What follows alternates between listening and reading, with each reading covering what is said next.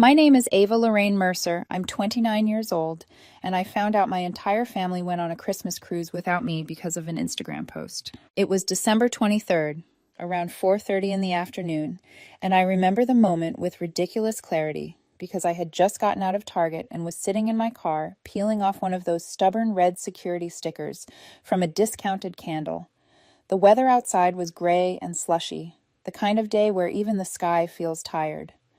I wasn't planning anything big for Christmas. Honestly, I had made peace with spending it alone.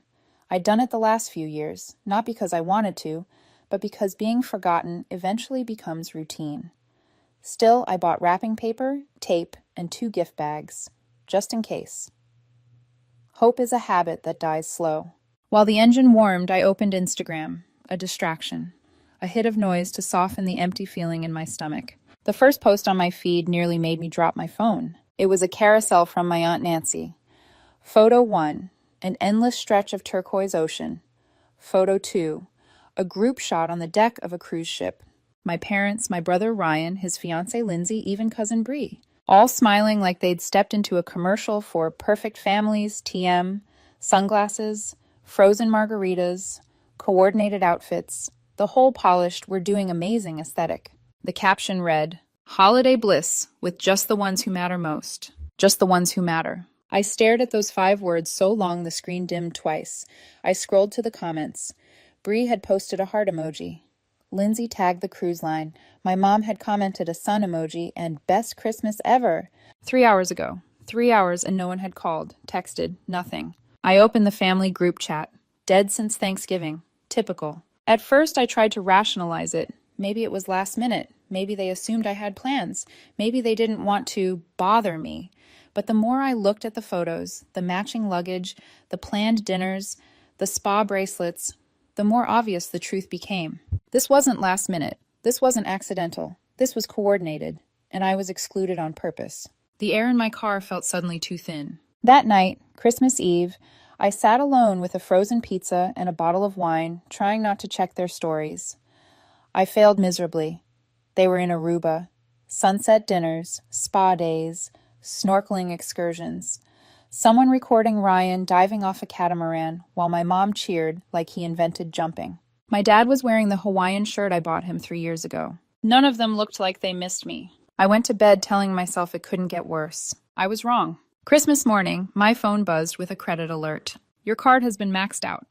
I blinked. I rarely use that card. Emergencies only. My heart thudded as I logged into my account. $8,312.46 in new charges. Spa packages. Champagne brunches. Airport lounges. Duty-free perfume. Jewelry. A $1,200 his and hers massage billed to the ship's luxury spa. My hands went cold. Then the group chat pinged. A message from Ryan. She won't care. He meant to send it to someone else. Probably my mom. 10 seconds later. Sorry, Ava, wrong chat. Something sharp in me snapped back into place. I typed, care now? Then I reported every charge as fraud. I called the credit card company. I called the cruise line. I called the airline. I explained calmly that I wasn't on the ship, wasn't in the Caribbean, wasn't drinking $50 champagne or enjoying seaweed facials. I told them I lived in Minneapolis and had never left. The fraud investigations began immediately. Accounts were frozen, flags raised, policies triggered, and my family had no idea. Not yet. At 5:48 a.m., my phone began exploding. Calls, emails, alerts from the cruise line, notifications from the airline. They were stuck. They were panicking. They were realizing something was wrong. And for the first time in a very long time, I didn't feel like the forgotten one. I felt in control. By the next morning, my phone looked like it had survived a natural disaster. 42 missed calls, texts that froze my messaging app twice, and 3 voicemails that all started the same way, with someone trying to sound calm while clearly unraveling. I didn't answer any of them. Instead, I made myself breakfast, poured coffee into my favorite chipped mug, and opened the blinds. Snow was falling in lazy, half-hearted flakes. It felt like the universe had finally decided to give me a neutral backdrop for once. My mother's first voicemail tried to sound breezy. Ava, sweetheart, there was some kind of mix-up with the cards. We figured you wouldn't mind since you never used that one, and the trip came together so fast, we didn't want to bother you. Didn't want to bother me. That was her version of erasing me from Christmas. I deleted the voicemail before she launched into her signature wounded sigh. The second message was from Ryan. Mom was trembly guilt. Ryan was irritation, soaked in entitlement. Okay, look.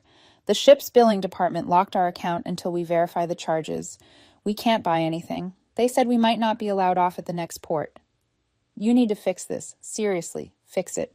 Fix it, fix it. They drained my card, left me behind, and now expected me to come clean up their mess like always. I ate my scrambled eggs instead. Around noon, Ryan sent another message, adorably inconsistent. Come on, Ava, we're stuck in the middle of the ocean. You're ruining Christmas. I didn't reply. Instead, I called this cruise line again to make sure the fraud report stayed active. The representative checked something on her end, hesitated, then said, Since the account is officially disputed, their onboard privileges have been suspended until the matter is resolved. What does that mean? I asked. She cleared her throat gently, almost sympathetically. No spa services, no alcohol or specialty dining, no excursions, no internet package. Basic meals only. In other words, the luxury cruise had turned into a floating cafeteria where they couldn't even check Instagram to complain about it. Thank you, I said. After I hung up, I finally allowed myself one small, victorious exhale. Not joy, not revenge, something quieter, something like equilibrium. They took a Christmas without me. I took a cruise without them. By 3 p.m., I switched gears. There was a more important loose end to tie off, one that had been dangling for years. Because here's what my family hadn't considered when they charged up my card and sailed off into tropical bliss. The house they lived in, it wasn't theirs. I bought it when I was 26, with my promotion money from my software job. Back then, they were struggling. My dad between jobs, my mom drowning in medical bills they refused to disclose details about. I offered the house as a lifeline. They moved in with the agreement that they would handle the property's day-to-day responsibilities and not treat me like a breathing ATM. That lasted 8 months. Then the requests started. A broken dryer, groceries, just this once, utility bills, car repairs, property taxes. By year 2, I was covering 90% of their lives while being treated like an afterthought. But I'd let it slide because they were my family. And family disappoints you in the slowest, most painless ways until suddenly you realize you're bleeding. But that was before they excluded me, before they spent thousands in my name, before they laughed about it in group chat. So I called my lawyer. What options do I have? I asked. He didn't hesitate. Well, he said, given you're the legal owner and they've been violating your agreements for years, quite a few. By 4:30 p.m., I had a plan. By 6 o'clock p.m., I stood on their porch with a locksmith. The air was cold enough to sting. The locksmith worked fast, swapping out each lock with quiet efficiency. Front door, back door, garage entry, shed. An hour and a half later, he handed me a keyring. Cold metal, new beginnings. Their keys wouldn't work anymore. I imagined the scene. My parents coming home sunburned, exhausted, money drained, dignity bruised. Wheeling their matching cruise line luggage up the porch, trying the door. Once, twice. Knocking. Looking confused, calling me. I pictured my phone lighting up and me not answering. Not out of spite, not out of cruelty, but out of clarity. They made it painfully clear who mattered. Now it was my turn. The next morning, their messages shifted tone from annoyance to panic. The cruise line froze their account entirely. Their return flights were under fraud review. They needed me to fix everything. I didn't pick up. Instead, I packed a lunch, played some music, and worked remotely with my phone face down like it was finally a creature I could tame. They boarded their return flight with no idea that they were heading not toward home, but toward a locked door and an eviction notice. And this time, I wasn't going to apologize for the consequences they earned. Their flight touched down on a Sunday evening. I knew the exact moment because the booking, paid for with my credit card, was still tied to my airline app, and I watched the little plane icon land while eating salmon from a foil packet in my apartment. At 6:12 p.m., my doorbell camera sent a motion alert. I tapped in, curiosity simmering beneath my ribs like heat. There they were. My mom stepped onto the porch first, still wearing a floppy resort hat like she hadn't realized vacation was over. Her face was sunburned and tight with annoyance. She tried her key once, twice. She frowned, tried again. Behind her, my dad dragged 2 oversized suitcases and 1 carry-on, matching navy blue luggage they must have proudly wheeled through half the Caribbean. He stepped forward and tried his key too. Nothing. They exchanged a look I had seen my whole life, confusion sliding into indignation. Then came the knocking. At first, a light tap, almost polite, then louder, then pounding. I sat on my couch miles away, sipping water, watching them through a tiny screen like it was a scene from a surreal documentary. After 10 minutes, Mom pressed the doorbell. "Ava," she called, cheerful and strained. "Sweetheart, something's wrong with the lock." I muted the live feed. They eventually sat on the porch bench, shoulders slumped. My dad pulled out his phone. My own phone began buzzing nonstop from across the room. I didn't answer, because by the time they set foot in my doorway, if they ever did, the rest of the plan had already been set in motion. Earlier that morning, I had emailed eviction notices to every adult involved. Certified copies were already en route. Another was taped to the inside of the front door where they couldn't miss it. It listed 8,312.46 eggs in credit card fraud, locksmith fees, legal counsel fees, 18 months of unpaid rent, retroactively billed, total owed $23,980, Weihnachtschaffen, due immediately. I stared at my phone as their calls stacked into unread notifications like falling dominoes. Then silence. The next morning, I drove to the house and parked across the street with a coffee mug warming my hands. The sky was a pale, soft gray, the kind that makes your breath look like smoke. They hadn't returned yet. Inside the house, everything was exactly as I'd left it. Clean, quiet, orderly. My space again. My property, legally and literally. For the first time since I bought that house, it felt like mine instead of an emotional debt. By noon, the group chat reignited. "Mom, Ava, we're locked out. Why would you do this? Please call." "Ryan, are you serious? After everything, this is insane." Everything. As if I owed them perpetual access to my home and my income because... Why? Because I existed? I didn't respond. That afternoon, another message arrived. Longer, more frantic. They'd checked into a motel, a 2-star one near the interstate, the kind with buzzing fluorescent lights and carpets older than my childhood.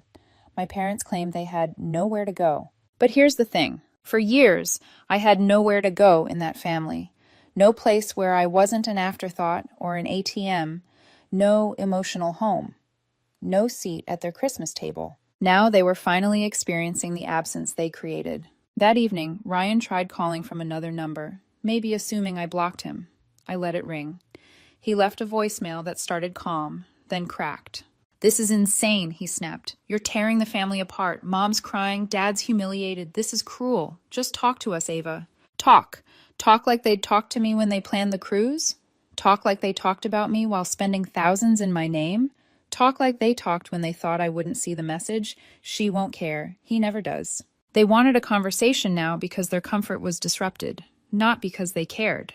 3 days later, they came back to the house. The doorbell camera lit up at 2:14 p.m. My dad was yelling before he even reached the porch. "Ava, open this door! Stop acting like a child!" My mom stood behind him, sobbing loudly, louder than necessary, like she wanted the entire neighborhood as her audience. "You can't do this to us," she cried. "We're family!" I watched quietly from my friend's place.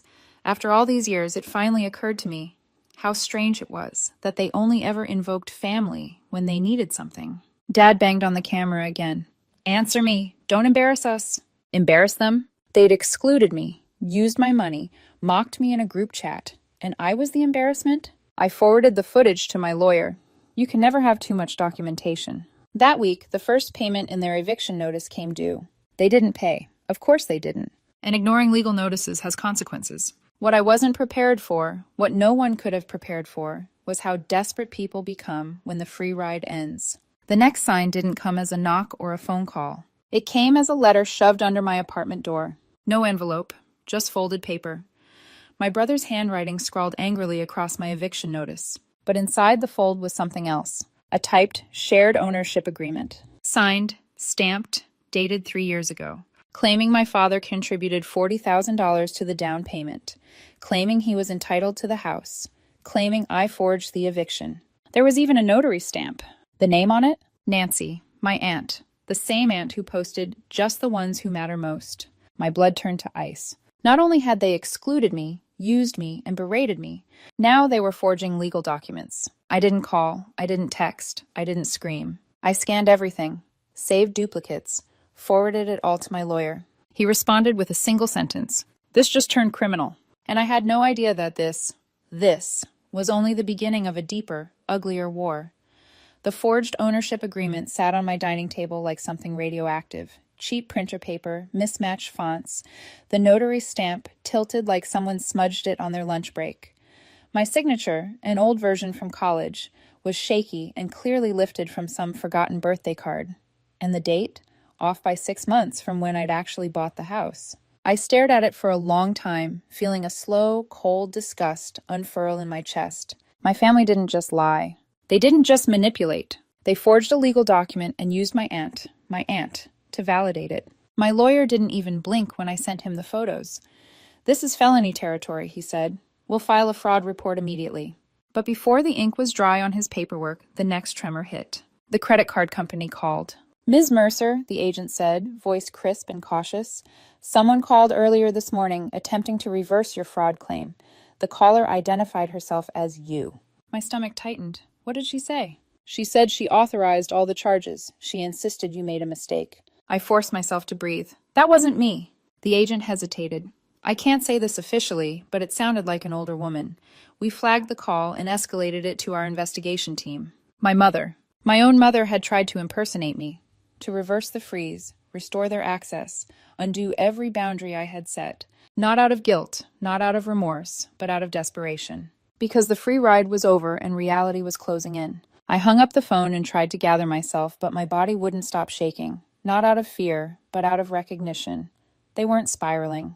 They were strategizing. And then came the next knock. Not on my door, on my car window. It happened in the grocery store parking lot later that afternoon. I'd just loaded bags into my trunk when I heard tapping against the glass. I turned, startled, and saw a woman from my parents' neighborhood. A gray bob haircut, thick glasses, bundled against the cold. Clara, I said, rolling the window down. She'd lived 3 houses over from the home I'd bought for my parents. She glanced around nervously. I've been meaning to tell you something, sweetheart. Something's off. My heart climbed into my throat. What happened? It's your brother, she whispered. He's been back at the house. More than once. My blood iced over. He's going through the side gate, she continued. I saw him walking around the backyard late at night, trying the basement window, and one time I heard him kicking the fence. She paused, assessing my reaction. Do you want me to call the police next time? My voice came out small. Yes, please, call immediately. I thanked her, gave her a $100 grocery gift card on instinct, and drove directly to the police station. I filed a trespassing report, submitted my doorbell footage, and applied for a restraining order. Approved the next morning. I emailed copies to every number I had for Ryan. I didn't add commentary. The order itself said everything I needed. 2 hours later, he texted me. You're tearing the family apart. I was just trying to get some things. He didn't leave anything. He never had. They brought nothing into that house except expectation. I blocked him. By then, the fraud report against my mother was escalating. The forged document investigation was escalating. The eviction was underway, and their debts, rent, credit, cruise charges, were multiplying faster than they could invent excuses. Yet somehow there was still more. 3 days later, the mortgage department of a bank called me. Ms. Mercer, the woman said, we're contacting you regarding the property located at Hillside Lane. Someone attempted to refinance it and listed themselves as the sole owner. The grandparents' house, the one my parents inherited years ago but let rot from the inside out. Leaks, mold, unpaid taxes, structural decay. In 2020, I stepped in.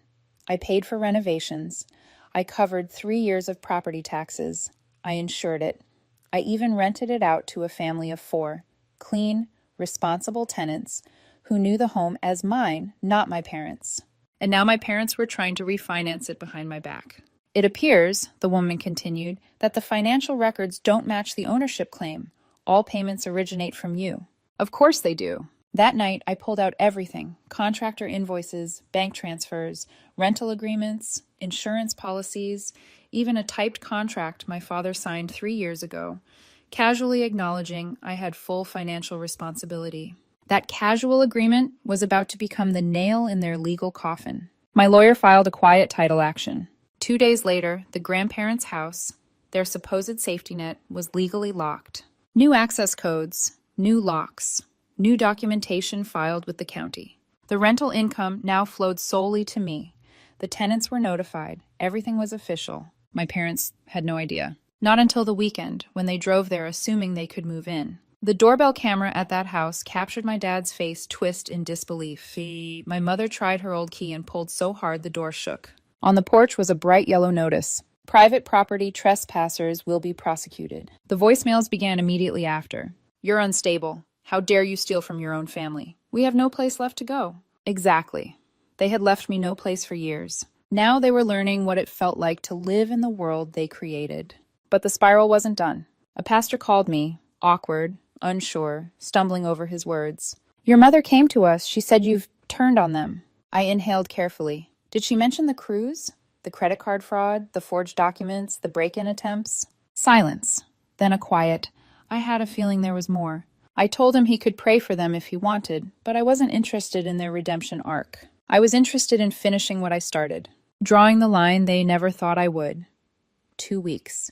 That's how long it took for everything they built, on my money, on my silence, on my guilt, to finally crack wide open. By then, the eviction was fully processed. The fraud investigations were active. The credit card company had closed the case in my favor. The cruise line refused to refund a dime. The airline flagged their profiles. The bank put a watch on every account tied to them. They still tried to spin stories, but now those stories collapsed under the weight of evidence. And then came the call from a collections agency. Not for me, for my mother. Apparently, once I froze my credit card mid-cruise, she panicked and tried to throw together whatever funds she could to preserve the illusion of a luxury holiday. She maxed 2 credit cards of her own, and when that wasn't enough, she wrote checks to the cruise line. Bounce checks. Now a collections agency was pursuing her for $4,600. I calmly gave them her motel address. That was the first crack. The second came from the mortgage department tied to the grandparents' house, the one I had just secured through the quiet title action. They informed me that someone, my father, had attempted a second refinancing attempt with corrected documents. Except the documents were anything but corrected. Each one contradicted the last. The signatures didn't match. The dates made no sense, and the proof of contribution was a blurry, clearly doctored screenshot of a bank transfer log. My lawyer didn't even blink. He filed for fraud and submitted our full documentation trail. Meanwhile, my parents spiraled through motel after motel, jumping between discounted weekly rates and relatives' couches. Even the relatives who initially defended them started backing away once the truth reached them, not from my mouth, but through the court documents, bank records, and the security footage I released when my aunt tried smearing me with fake texts. And speaking of my aunt, she had gone unusually quiet, at least until the bank incident escalated, and then she resurfaced with something so desperate, so wildly reckless, that even my lawyer needed a moment to recompose himself. She submitted a sworn statement claiming I had coerced her into stamping the forged ownership document, that I had used emotional manipulation to get her to notarize it, and that I routinely abused my financial control over the family. She said all this with a notary stamp she herself misused. It backfired immediately. The court flagged her statement as contradictory to both the timeline and her original involvement. That triggered a separate inquiry into her notary license, which was suspended pending investigation.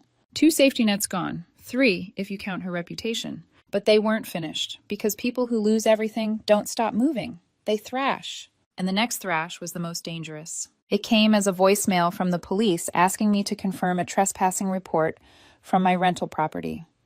The tenants, the family of 4 who lived in the grandparents' house, reported someone pounding on the door and yelling that the property belonged to them. The officers arrived before anything escalated, but it was enough that I had the locks changed again, added security cameras around the entire perimeter, and gave my tenants a direct line to building security. My parents didn't try again. Maybe they finally understood the consequences. Maybe they had simply run out of doors to knock on. A few days later, the final hearing for the quiet title action took place. I didn't attend. My lawyer handled it. He presented, and contractor receipts, renovation invoices, tax payments, insurance policies, rental agreements. My father's signed acknowledgement. Screenshots of every credit card charge, voicemails, the attempted identity fraud logs, police reports, trespassing footage, the forged documents, and the notarization incompetence of my aunt. The judge didn't deliberate long. The property was officially mine. No appeals, no negotiation, no question. Afterward, my lawyer called. "Congratulations," he said, but his voice was somber. "It's a shame it came to this." I nodded, even though he couldn't see me. I know. There was no satisfaction, no triumph. Just the quiet, heavy reality of choosing myself over people who never chose me back. The restitution order for $24,000 came a week after. Even my lawyer admitted it was unlikely they'd ever pay. "That's fine," I said. "Let it sit on their credit for a decade." He didn't argue. Around then, I heard through someone, some friend of a friend who ran into Ryan, that my brother was falling apart. Temp jobs, couch hopping, complaints about family drama ruining everything. He'd tell anyone who listened that I'd gone psycho and stole the house. People asked questions, he panicked, and the story shifted every time depending on the audience. Let him talk, let him spin. The truth didn't need my defense anymore. I had court records for that. Then Christmas rolled around again, a full year since the cruise they took without me. No one reached out. Not my parents, not Ryan, not my aunt. I didn't put up a tree, didn't buy gifts, didn't wrap anything in the sparkly paper I'd bought the year before, just in case. Instead, I drove north to a rental cabin. Fresh snow, pine trees heavy with frost, a fire that crackled through the whole night. I sat on the couch with a blanket around my shoulders, the only sound the wind brushing against the windows. My phone was off. My mind, for the first time in years, was quiet. People say cutting off family feels like losing a limb. They never talk about how sometimes it feels like removing a weight, a breath, a boundary, a door that finally locks from the inside. I don't know where they live now, a motel, a borrowed couch, someone else's problem. They haven't contacted me, and I haven't checked. They took a vacation pretending I didn't exist. I gave them a future where that's actually true, and I'm good.